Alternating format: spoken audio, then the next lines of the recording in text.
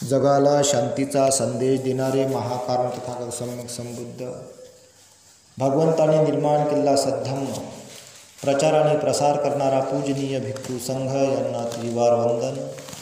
प्रियदर्शी राजा सम्राट Ashok Vishwabhushan doctor Babasaheb Ambedkar यांना अभिवादन. भगवान बुद्ध आणि त्यांचा धम्म. प्रथम खंड भाग पहिला जन्मापासून परिव्रजेपर्यंत. त्यामधील 13 शाक्य संघात प्रवेश. शाक्यांचा एक संघ होता. वयाची 20 वर्षे झाल्यावर प्रत्येक शाक्य तरुणाला संघाची दीक्षा घ्यावी लागत असे.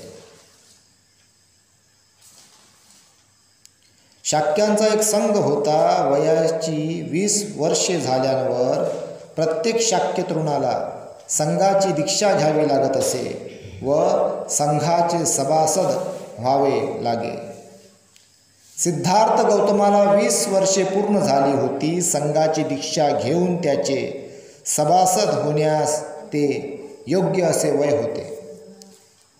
शाक्यांचे एक सभागृह होते. त्याला ते संथागार म्हणत. ते कपिलवस्तू नगरात होते. संघाच्या सभाही ह्याच संथागारात होत असत. सिद्धार्थाला शाक्य संघाची दीक्षा देण्याच्या हेतूने शुद्धोदनाने शाक्यांच्या पुरोहिताला संघाची सभा बोलाविण्यास सांगितले. त्यानुसार कपिलवस्तू येथील शाक्यांच्या संथागारात संघाची सभा झाली. सिद्धार्थाला संघाचे सभासद करून घ्यावे म्हणून पुरोहिताने संघाच्या सभेत ठराव मांडला. तेव्हा शाक्यांचा सेनापती आपल्या जागेवर उठून उभा राहिला. संघाला उद्देशून त्याने पुढील प्रमाणे भाषण केले.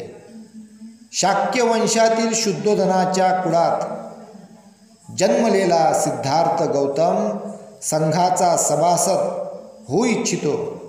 त्याचे वय 20 वर्षाचे असून तो सर्व दृष्टीने ह्या संघाचा सदस्य होण्यास पात्र आहे. म्हणून त्याला ह्या संघाचे सदस्य करून घ्यावे असे मी सुचवितो. माझी अशी प्रार्थना आहे की या प्रस्तावाच्या विरुद्ध असणाऱ्यांनी आपले मत व्यक्त करावे. या सूचनेविरुद्ध कोणीही बोलले नाही. सेनापती पुन्हा म्हणाला, मी दुसऱ्यांदा सांगतो की जे कोणी या ठरावाच्या विरुद्ध असतील त्यांनी बोलावे. ठरावाविरुद्ध बोलण्यास कोणीही उभे राहिले नाही. सेनापतीने पुन्हा म्हटले, मी तिसऱ्यांदा सांगतो की जे कोणी ह्या ठरावाविरुद्ध असतील त्यांनी बोलावे. तिसऱ्या वेळी सुद्धा कोणीही ठरावाविरुद्ध बोलले नाही.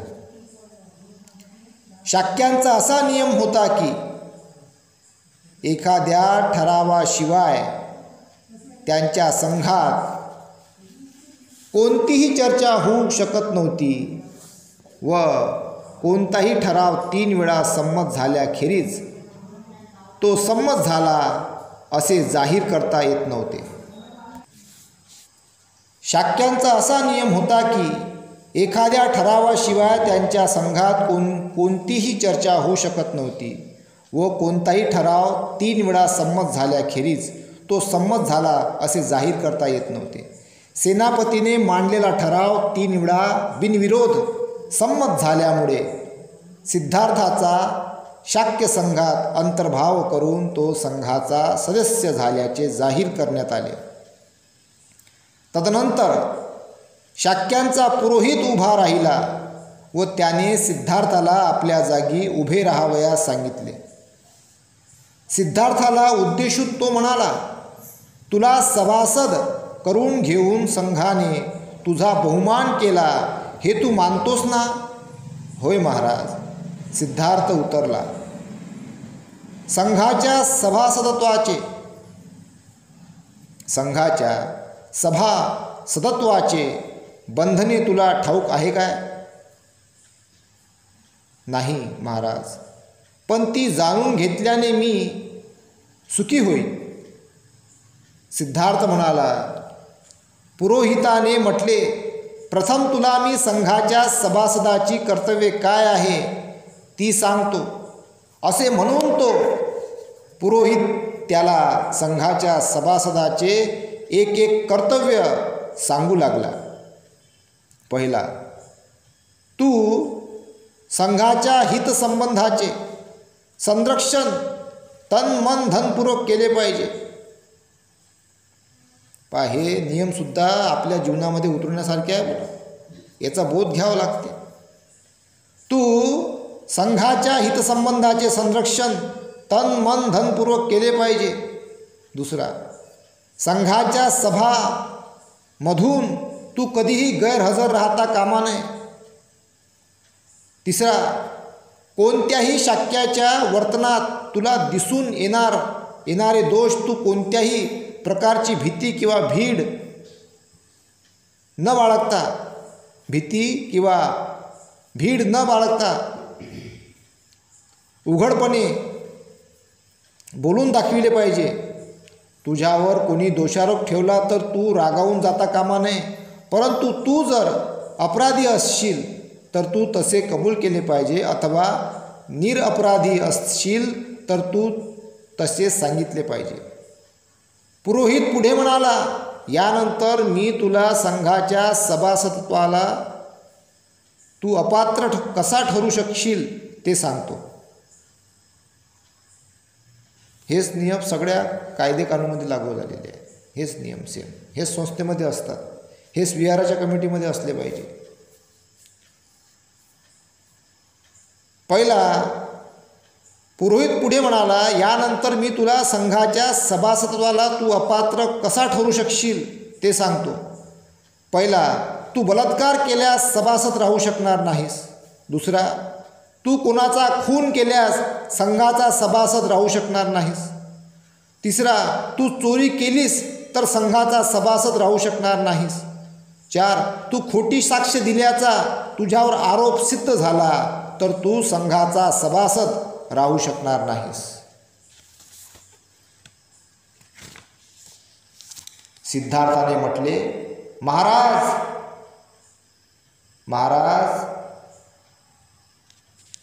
शाक्य संघाच्या शिस्त पालनाचे नियम मला सांगितल्याबद्दल मी आपला कृतज्ञ आहे.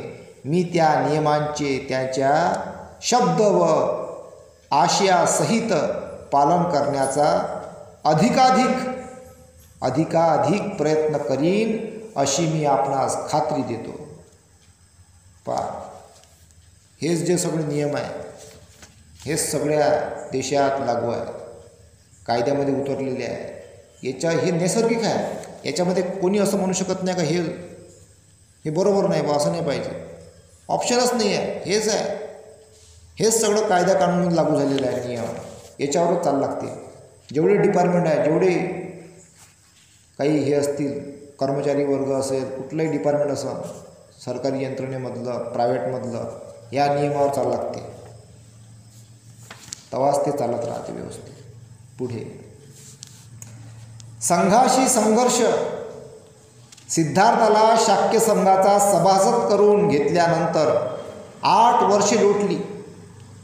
संघाचा तो एकनिष्ठ व बाणेदार असा सभासद होता. स्वतःच्या खाजगी कामात तो जेवढे लक्ष देत असे तेवढेच लक्ष तो संघाच्या कार्यात घालीत असे. संघाचा सभासद म्हणून त्याचे वर्तन आदर्श असे होते व त्यामुळे तो सर्वांना प्रिय झाला होता. तो संघाचा सभासद झाल्यापासून 8व्या वर्षी एक अशी घटना घडली की जी शुद्धोधनाच्या कुटुंबाच्या बाबतीत एक दुर्घटना व सिद्धार्थाच्या जीवनातील एक आणीबाणीची स्थिती ठरली. या दुःखांतिकेचा आरंभ असा आहे शाक्यांच्या राज्याच्या सीमेला लागून कोलियांचे राज्य होते. रोहिणी नदीमुळे ही दोन्ही राज्ये विभागली गेली होती.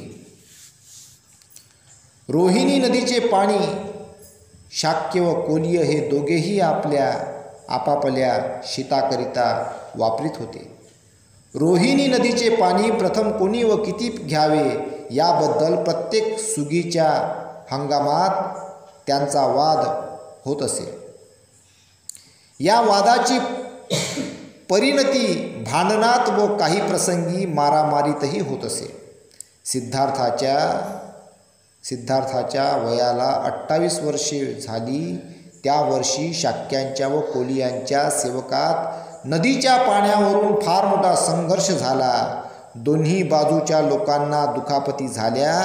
जेव्हा या संघर्षाची माहिती शाक्य व कोलिय यांना मिळाली तेव्हा हा प्रश्न आता युद्धानेच कायमचा निकालात काढावा असे त्यांना वाटले. म्हणून शाक्यांच्या सेनापतीने कोलियांशी युद्ध पुकारण्याच्या प्रश्नावर विचार करण्यासाठी शाक्य संघाचे अधिवेशन बोलाविले. संघाच्या सभासदांना उद्देशून सेनापती म्हणाला, आपल्या लोकांवर कोलियांनी हल्ला केला असून त्यात आपल्या लोकांना माघार घ्यावी लागली आहे. अशा प्रकारच्या आक्रमणाची कृत्ये यापूर्वी अनेक वेळा कोलियांकडून घडलेली आहे. आम्ही ती आजपर्यंत सहन केली आहेत, पण यापुढे हे चालू देणे शक्य नाही. शक्य नाही. हे थांबलेच पाहिजे आणि हे थांबवण्याचा एकच मार्ग म्हणजे कोलियांच्या विरुद्ध युद्ध पुकारणे हाच होय. कोलियांच्या विरुद्ध संघाने युद्ध पुकारावे असा मी ठराव मांडतो. ज्यांचा विरोध असेल त्यांनी बोलावे. बघा, त्या काळातही पाण्यासाठी भांडणं होत होते. आजही कुठं जगामध्ये काही देश असे आहेत का तर पाण्यासाठी काही भांडणं होते. पाणी भेटत नाही प्यायचं, अजूनही त्याच्यावर वाद चालू आहे. काही ठिकाणी भारतामध्ये असे आहे का तिथं अजूनही पाण्याचा दुष्काळ आहे, प्यायले पाणी भेटत नाही. काही लोकांना प्यायच्या पाण्यासाठी 2-2, 3-3, 5-5 किलोमीटर पायी चालून जाऊन पाणी आणायला लागते प्यायचं. आजही असे कुठं ठिकाण आहे. म्हणून पाणी किती महत्त्वाचं आहे. तेव्हाही होतं आणि आजही आहे. सिद्धार्थ गौतम आपल्या जागी उभा राहिला आणि म्हणाला, या ठरावाला माझा विरोध आहे. युद्धाने कोणताही प्रश्न सुटत नाही. युद्ध करून आपला हेतू सफल होणार नाही. त्यामुळे दुसऱ्या युद्धाची बीजे रोवली जातात. जो दुसऱ्यांची हत्या करतो त्याला त्याची हत्या करणारा दुसरा भेटतो. जो दुसऱ्याला जिंकतो त्याला जिंकणारा दुसरा भेटतो. जो दुसऱ्याला लुबाडतो त्याला लुबाडणारा दुसरा भेटतो. बघा, किती मस्त लाईन सांगितली आहे सिद्धार्थ गौतम बोधिसत्वांनी त्या अवस्थेमध्ये असताना. जो दुसऱ्याची हत्या करतो त्याला त्याची हत्या करणारा दुसरा भेटतो. जो दुसऱ्याला जिंकतो त्याला जिंकणारा दुसरा भेटतो. जो दुसऱ्याला लुबाडतो त्याला लुबाडणारा दुसरा भेटतो. सिद्धार्थ गौतम पुढे म्हणाला, संघाने कोलियांच्या विरुद्ध युद्धाची घोषणा करण्याची घाई करू नये असे मला वाटते. प्रथम दोष कोणाचा याची खात्री करून घेण्यासाठी काळजीपूर्वक चौकशी केली पाहिजे. आपल्याही लोकांनी आक्रमण केले असल्याचे मी ऐकतो. हे जर खरे असेल तर आपणसुद्धा निर्दोष नाहीत हे सिद्ध होते. सेनापतीने उत्तर दिले, होय, आपल्या लोकांनी अतिक्रमण केले. तथापि आपण हे विसरता कामा नये की प्रथम पाणी घेण्याची ती पाळी आपलीच होती. सिद्धार्थ गौतम म्हणाला, यावरून स्पष्ट होते की आपण दोषापासून पूर्णपणे मुक्त नाहीत. म्हणून मी असे सुचवितो की आपण आपल्यातून 2 माणसे निवडावी व कोलियांना त्यांच्यापैकी 2 माणसे निवडावयास सांगावे आणि या चौघांनी मिळून 5वा मनुष्य निवडून घ्यावा आणि या 5 जणांनी हे भांडण मिटवावे. असंच असते. 2 जण इकडल्या पार्टीचे, 2 जण इकडल्या पार्टीचे, त्या चौघांनी मिळून एक जण निवडावा. हा अध्यक्ष पाहिजे बा, आता हा आपल्याला सांग न्याय काय होईल तर. असं संसदेमध्ये आहे. विरोधी पक्षनेता, विरोधी पक्षाचे लोक आणि सत्ताधारी लोक हे दोघं मिळून त्यांनी अध्यक्ष निवडते, संसदेचा अध्यक्ष. आणि तिथं मग डिबेट होते, चर्चा होते, त्याच्यावर मग निर्णय होते. शिक्षणावर, आरोग्यावर, रोजगारावर, विविध प्रश्नावर विषय मांडले जातात. त्याच्यावर ठराव पास होते, त्याच्यावर पैसा दिला जाते, पैसा पाठवला जाते. सगळी आणीबाणी, आर्थिक परिस्थिती, सगळ्या काही गोष्टी असतात. सगळ्या घडामोडीचे प्रश्न तिथं मांडले संसदेमध्ये. किती चांगला मार्ग काढला. असंच विहाराचं असते. 2 विरोधी पार्टीतले 2 जण, 2 सत्ताधारी पार्टीतले. नाही पटत तर 4 जण एकत्र आहे, 1 जण निवडा. तुम्ही तुमचे प्रश्न मांडा आणि ठराव मांडा काय करायचं आहे. असं केलं पाहिजे. असं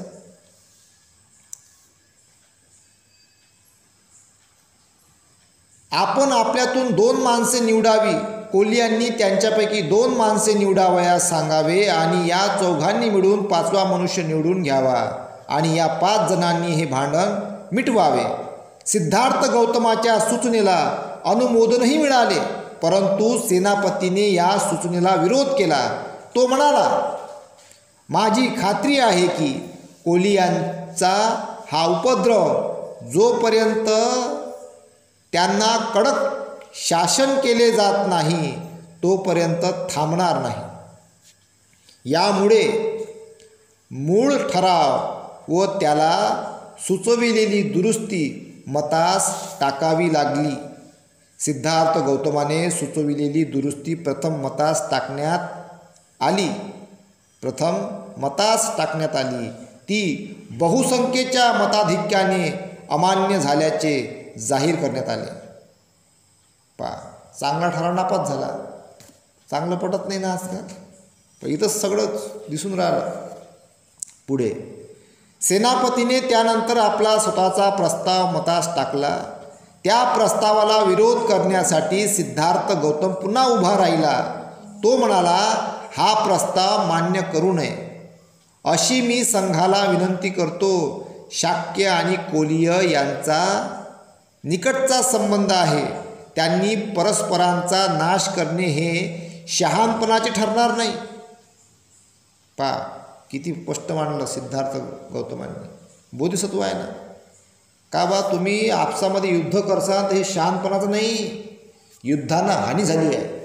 रक्तपात, भांडण, नुकसान, काय फायदा आहे. मग सगळं गमावल्यावर मग जाग येते.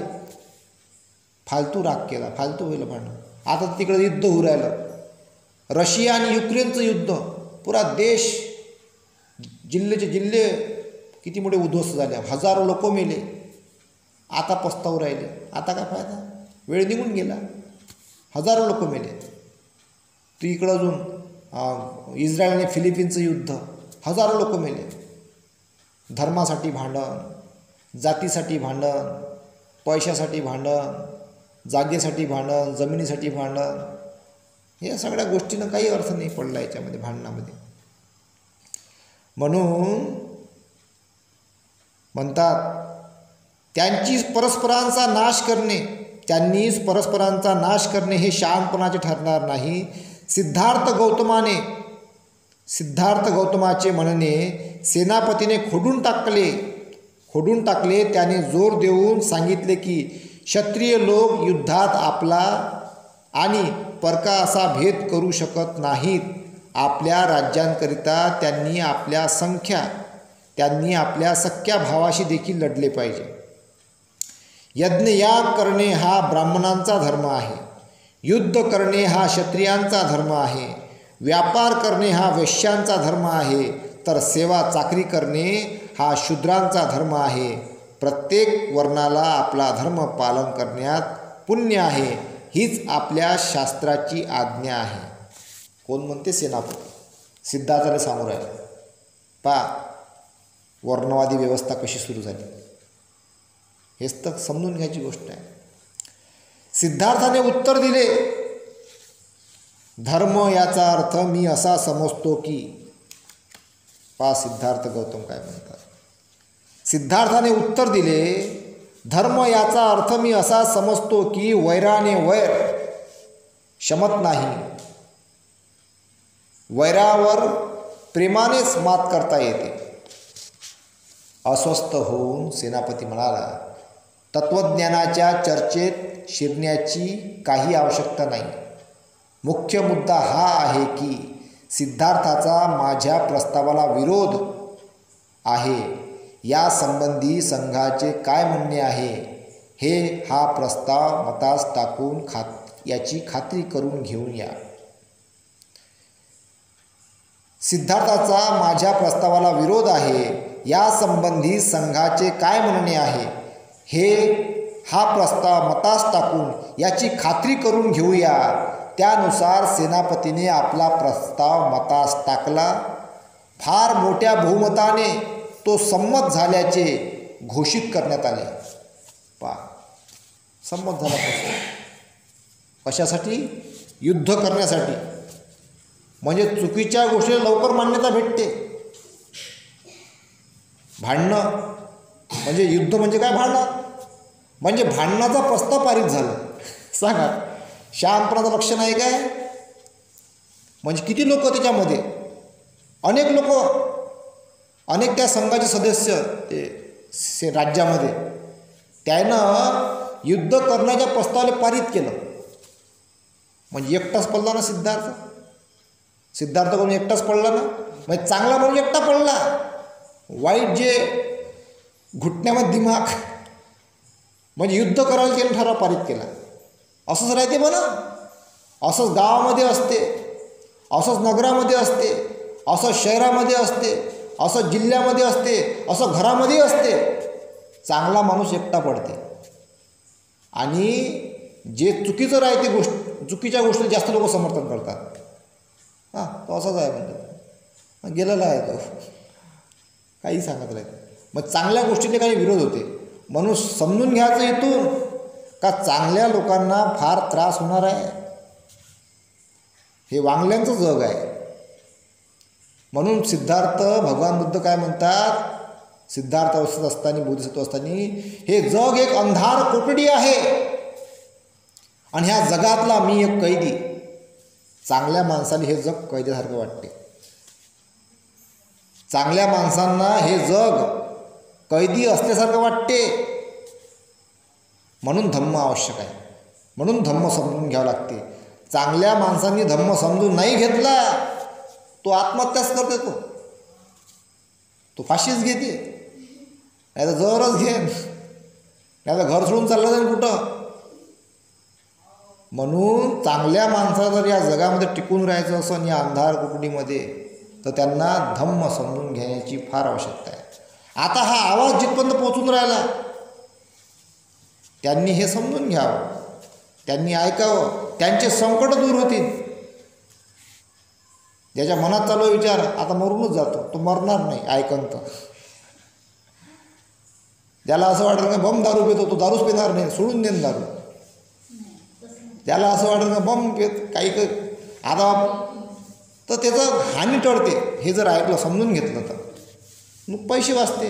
ते दारूचे पैसे जमा करा, बायकोला देऊन द्या, ते बिचार जमा करा, त्याचे फलफ्रूट आणा लेकरासाठी, फळं खा, त्यासाठी काजू बदाम आणत जा, मस्त खीर बनवायची पौर्णिमेच्या पौर्णिमा, ते प्यायची.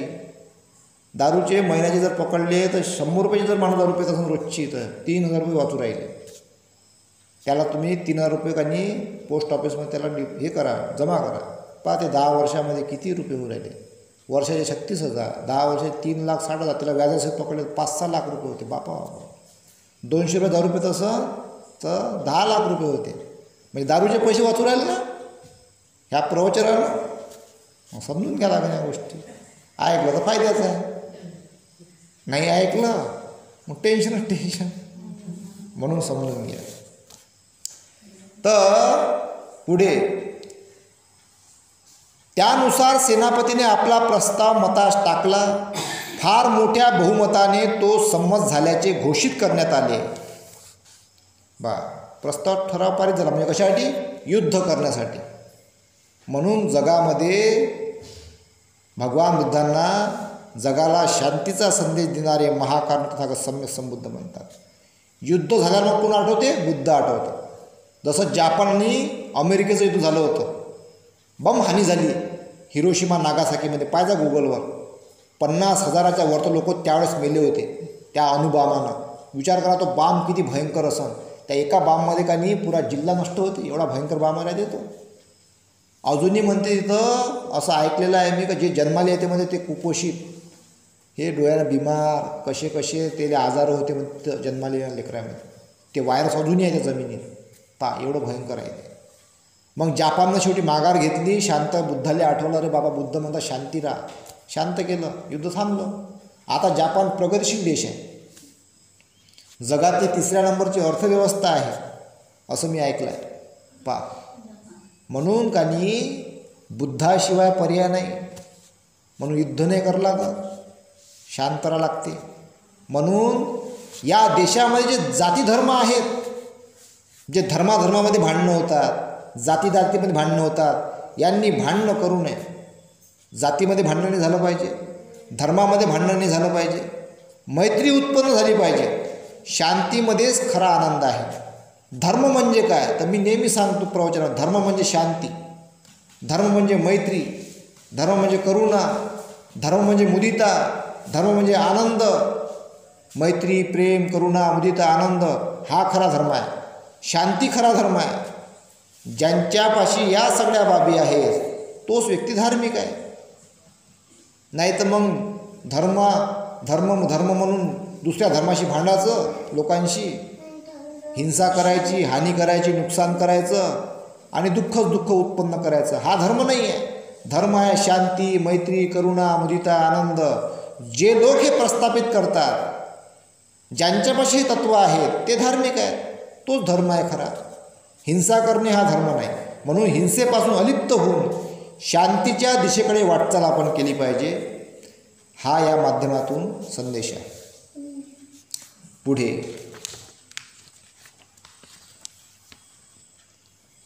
15 देश त्यागाची तयारी. देश त्यागाची तयारी. दुसरे दिवशी युद्धासाठी सैन्याची उभारणी करण्यासंबंधी दुसऱ्या दिवशी युद्धासाठी सैन्याची उभारणी करण्यासंबंधीच्या आपल्या योजनेचा संघाने विचार करावा. म्हणून सेनापतीने शाक्य संघाची दुसरी सभा बोलविली. संघाची सभा भरल्यावर कोलियांशी युद्ध करण्यासाठी 20 ते 25 वर्षे वयाच्या प्रत्येक शाक्य पुरुषाने सैन्यात दाखल व्हावे अशी घोषणा करण्यास संघाने मला परवानगी द्यावी असा सेनापतीने ठराव मांडला. युद्धामध्ये कोण 20 ते 25 वर्षाचे तरुण, त्याच्या अंगात ताकद राहते. जसं बॉर्डरवर सिक्युरिटी राहते ना, आर्मीमध्ये कोण राहते? तरुण. 17-18 वर्षाचे यंग पोरं घेतात ते आर्मीमध्ये, आहे का नाही? आणि जासाठी बिचारे तरसतात का? देशाची सेवा करायची आहे, देशाचं रक्षण करायचं आहे, जातात ना. तर तेव्हापासून ही परंपरा सुरू आहे. 20 ते 25 वर्षे वयाच्या प्रत्येक शाक्य पुरुषाने सैन्यात दाखल व्हावे अशी घोषणा करण्यास संघाने मला परवानगी द्यावी असा सेनापतीने ठराव मांडला. संघाच्या अगोदरच्या सभेत ज्यांनी युद्धाची घोषणा करण्याच्या बाजूने मत प्रदर्शित केले होते व ज्यांनी त्याविरुद्ध मत दिले होते अशा दोन्ही बाजूकडचे लोक या सभेत उपस्थित होते. ज्यांनी युद्ध पुकारण्याच्या बाजूने अनुकूल मत प्रदर्शित केले होते त्यांना सेनापतीचा ठराव स्वीकारण्यात काही एक अडचण नव्हती. त्यांच्या अगोदरच्या निर्णयाचा तो स्वाभाविक परिणाम होता. परंतु ज्या अल्पसंख्याकांनी त्या निर्णयाविरुद्ध मत व्यक्त केले होते त्यांच्या पुढे प्रश्न निर्माण झाला होता. त्यांच्या पुढे प्रश्न होता, बहुसंख्याकांच्या पुढे नमावे की नमू नये. म्हणजे सिद्धार्थांकडे अल्पमत होतं, एकटा पडला होता तो, अल्पमत. म्हणजे 100 लोकांचं सभासद असं तर त्यामध्ये 90 जण युद्धाच्या बाजूमध्ये आणि 10 जण युद्ध न करण्याच्या बाजूमध्ये, म्हणजे सिद्धार्थाकडे उदाहरणार्थ 10 लोक होते समजून घ्या, इकडं 90, पण तो एकटा पडला. तर त्यांच्यापुढे प्रश्न उपस्थित झाला का बा या ठरावाला मंजुरी द्यायची का नाही द्यायची. त्यांच्यापुढे प्रश्न होता, बहुसंख्याकांच्या पुढे नमावे की नमू नये. अल्पमतवाल्यांनी निश्चय केला होता की बहुमतवाल्यांच्या पुढे नमावयाचे नाही आणि याच कारणामुळे सभेत उपस्थित राहण्याचा त्यांनी निर्णय घेतला होता.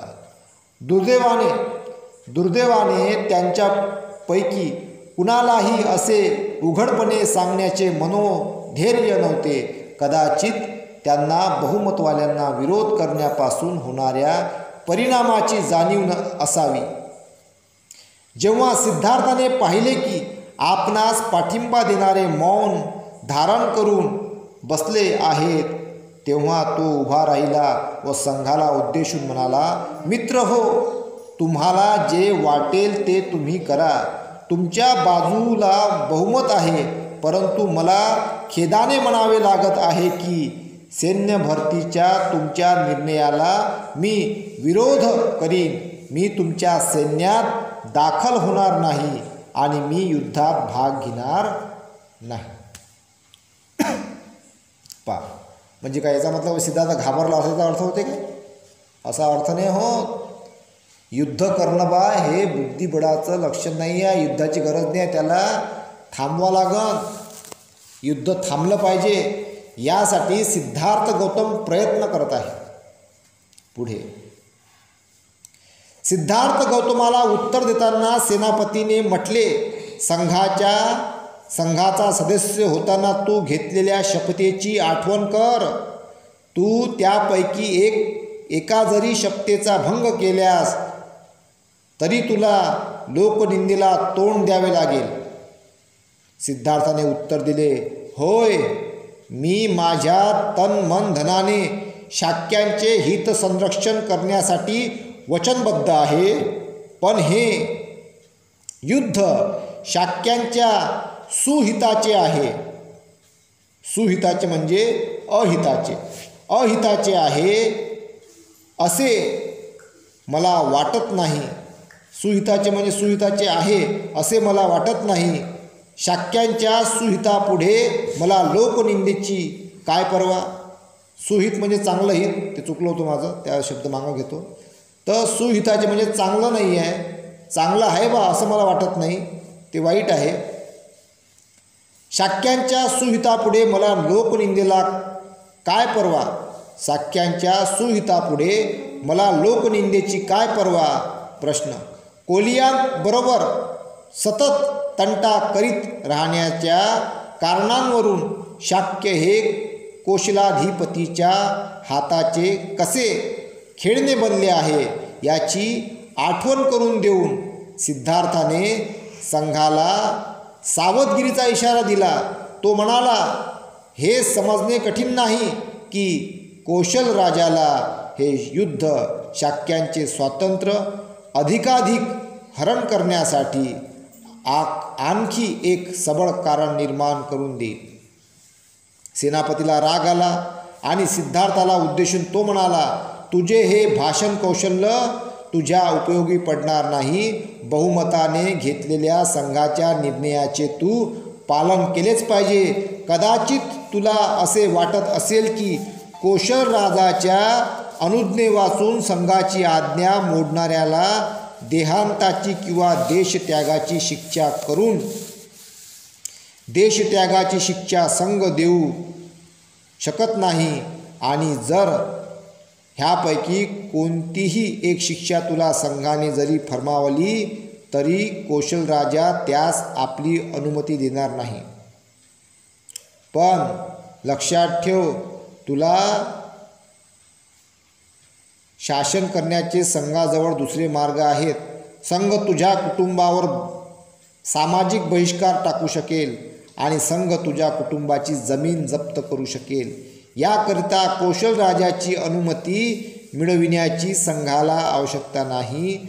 कोलियांशी युद्ध करण्याच्या संघाच्या योजनेला विरोध करीत राहण्यामुळे दुष्परिणाम भोगावे लागतील याची सिद्धार्थाला जाणीव झाली.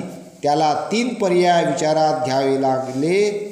एक, सैन्यात दाखल होऊन युद्धात सामील होणे. दुसरा, देहांत शासनाला अथवा देशत्यागाला संमती देणे. आणि तिसरा, आपल्या कुटुंबियांवर सामाजिक बहिष्कार ओढवून घेऊन त्यांच्या मालमत्तेची जप्ती होऊ देण्यास तयार होणे. पहिला पर्याय न स्वीकारण्याबद्दल त्याचा निर्धार होता. तिसऱ्या पर्यायाविषयीचा विचारच त्याला असह्य झाला. या स्थितीत त्याला दुसरा पर्यायच अधिक योग्य वाटला. त्यानुसार सिद्धार्थ संघाला उद्देशून म्हणाला, कृपा करून माझ्या कुटुंबियांना शासन करू नका. सामाजिक बहिष्काराच्या आपत्तीत लोटून त्यांना दुःख देऊ नका. त्यांच्या उपजीविकेचे एकमेव साधन असलेली त्यांची शेती हिरावून घेऊन त्यांची उपासमार करू नका. ते निरपराध आहेत. अपराधी मीच आहे. माझ्या अपराधाची शिक्षा मला एकट्यालाच भोगू द्या. मला देहांताची वा देशत्यागाची यापैकी तुम्हाला योग्य वाटेल ती शिक्षा द्या. मी ती खुशीने स्वीकारेन. याविषयी कौशलाधिपतीकडे मी मुळीच याचना करणार नाही याचे मी आपणास अभिवचन देतो. स्वीकारलं विचार. आता इथेच म्हणजे त्यांनी देशत्यागाची एक मध्यम मार्ग काढला का बा देश त्यागणं योग्य रे, संपत्ती घेऊ नका किंवा बहिष्कारी टाकू नका. तर म्हणून त्यांनी मध्यम मार्ग निवडला. तर अशा प्रकारे आहे. म्हणून आपण सुद्धा कुठल्याही परिस्थितीमध्ये मध्यम मार्ग निवडण्यासाठी सतत प्रयत्नरत राहायला पाहिजे. इथेच थांबतो. मला साधू.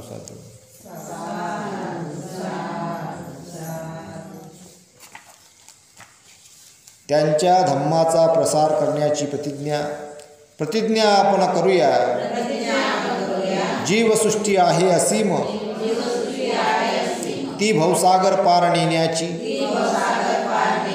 प्रतिज्ञा आपण करूया. आपणात दोष असंख्य हे नष्ट करण्याची प्रतिज्ञा आपण करूया. आहेत सत्य अनंत ती पूर्ण आकलण्याची प्रतिज्ञा आपण करूया. भगवान बुद्धांचा तुल्य मार्ग तो संपूर्ण साध्य करण्याची.